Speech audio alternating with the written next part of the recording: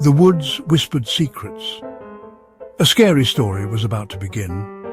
In Waukesha, Wisconsin, two 12-year-old girls, Anissa Vire and Morgan Geyser, tricked their friend into the woods.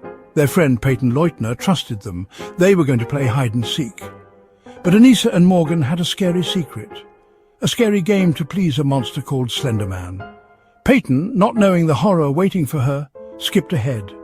Deeper and deeper into the woods she went, further from safety and closer to a nightmare. The whispers in the woods got louder, more evil. They spoke of shadows and sacrifices. They spoke of Slender Man. He came from the internet, a faceless horror in a black suit. Slender Man.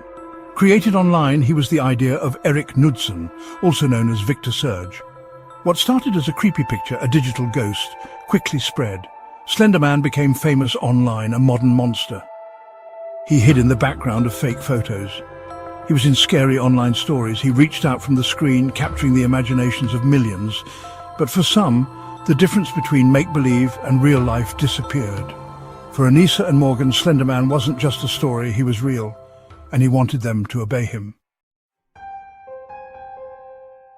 The girls found Slender Man in the darkest parts of the internet. They read stories of his evil, his desire for blood. He became an obsession, a dark fascination. He promised them power, a place by his side, but the price was terrible. A blood sacrifice. A plan grew in their young minds, twisted by madness and fear. They would show their loyalty. They would give Slender Man a gift. Their friend, Peyton, would be their sacrifice. In their twisted minds, this wasn't a bad thing. It was necessary, a horrible ritual to please their internet god. The woods held its breath. The air was thick with an unsettling silence, as if the forest itself knew what was about to unfold. The trees stood tall and still, their leaves barely rustling in the faint morning breeze. It was a scene of serene beauty, masking the horror that was about to be unleashed. Hide-and-seek, a game of innocent fun, quickly turned into a nightmare. The laughter of children echoed through the trees, but it was soon replaced by screams of terror. The girls, who were supposed to be friends, turned on Peyton with a ferocity that was unimaginable. The forest, once a playground, became a scene of unimaginable horror. The girls attacked Peyton with a brutality that seemed impossible for their age. Morgan, with a kitchen knife she brought from home, became the tool of their twisted plan. The knife, an ordinary kitchen utensil, was transformed into an instrument of terror. It gleamed in the dappled sunlight, a stark contrast to the dark intentions behind its use. Morgan's hand trembled as she gripped the handle, but her resolve was unshaken. 19 times the knife went into Peyton's small body. Each thrust was a betrayal, a violation of the trust that should have existed between friends. The forest floor was stained with blood, the leaves and soil absorbing the evidence of the violence. The knife, now blood-stained, lay discarded on the ground, a silent witness to the atrocity. 19 times the silence of the woods was broken by Peyton's quiet cries. Her voice, once full of life and laughter, was now a haunting echo in the stillness. The forest, which had been a place of joy and adventure, was now a prison of pain and fear. Peyton's cries were a desperate plea for help, a cry that went unanswered. Anissa, caught between fear and crazy beliefs, pushed Morgan on. Her mind was a whirlwind of confusion and terror, but she believed in the mission they had set out to accomplish. Anissa's fear was palpable, but it was overshadowed by her conviction. She urged Morgan to continue, to fulfill the promise they had made. This was their promise, their offering to the monster that haunted their every moment. The forest, with its dark and ominous presence, seemed to close in around them. The girls were driven by a fear that was both real and imagined, a fear that had taken root in their minds and refused to let go. They believed that their actions were necessary, that they were fulfilling a sacred duty. They believed they were doing what he wanted, fulfilling a sacred duty. Their faces, once innocent and carefree, were now marked by a grim determination. The belief in the monster's demands had consumed them, leaving no room for doubt or hesitation. They were convinced that their actions were justified, that they were serving a higher purpose.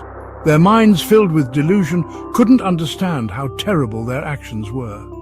The reality of their deeds was lost in the fog of their beliefs. They were unable to see the horror of what they had done, their minds clouded by the delusion that they were doing the right thing.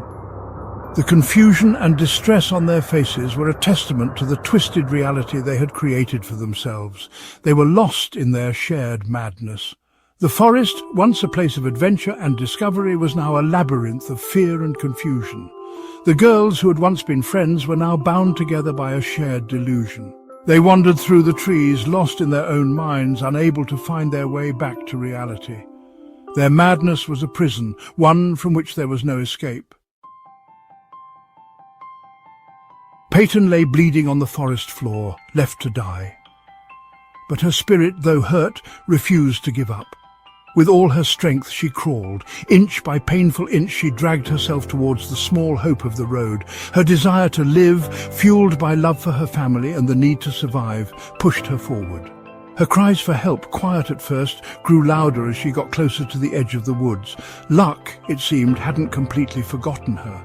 A passing cyclist saw her, a miracle, a chance to live. The news of the stabbing shocked everyone.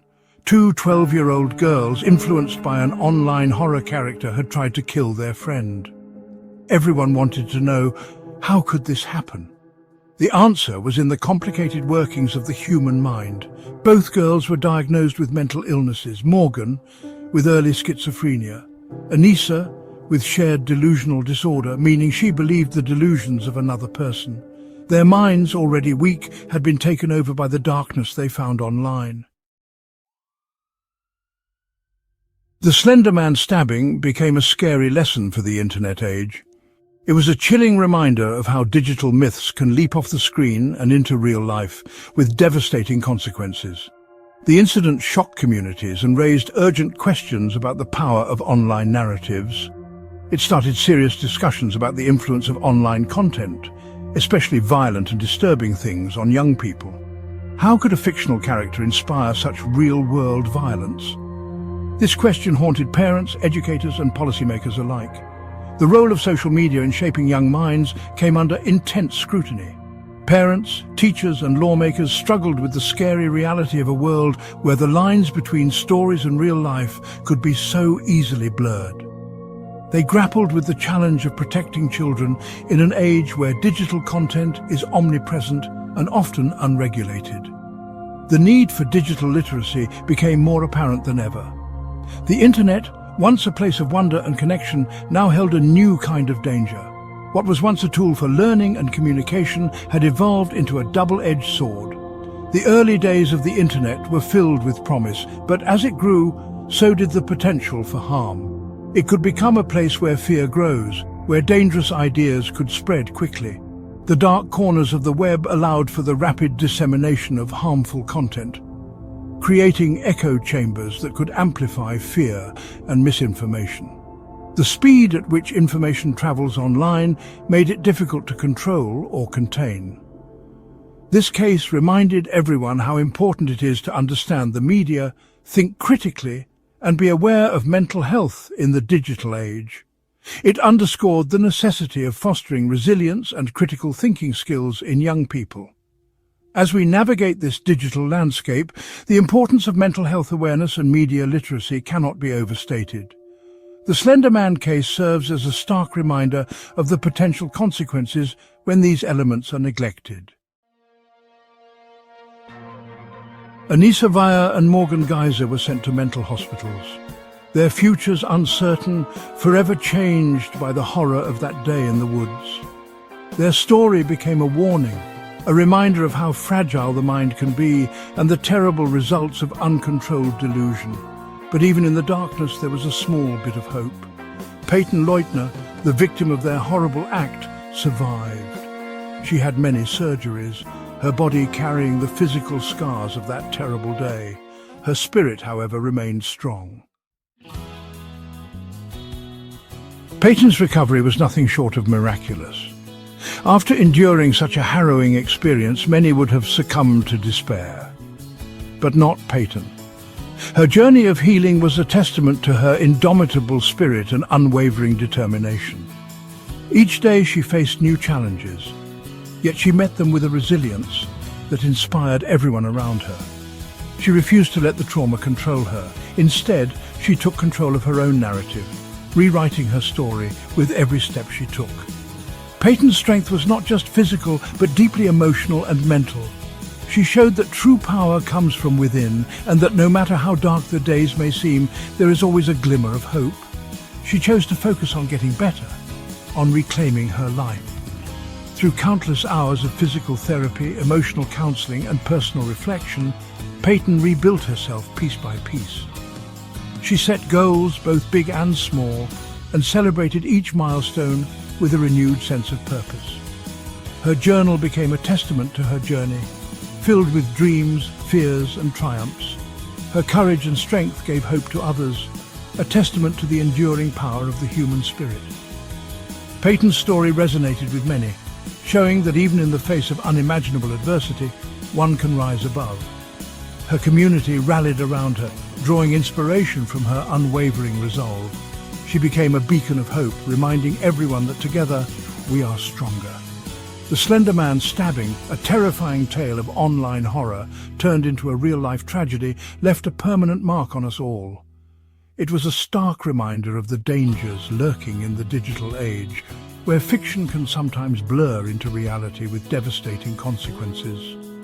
The incident shook the community to its core, leaving scars that would take years to heal. It reminded us of the power of stories, the complexities of mental health, and the critical importance of protecting young minds online. The incident sparked conversations about the influence of digital content on youth and the need for greater awareness and mental health support. It underscored the necessity of vigilance in the digital age, where the lines between reality and fiction can sometimes dangerously blur. But most of all, it showcased the incredible strength of the human spirit, epitomized in the remarkable journey of Peyton Leutner. Her story is a powerful reminder that even in the darkest of times, resilience and hope can light the way. Peyton's journey is not just about survival, but about thriving, about turning pain into power, and about inspiring others to find their own strength in the face of adversity.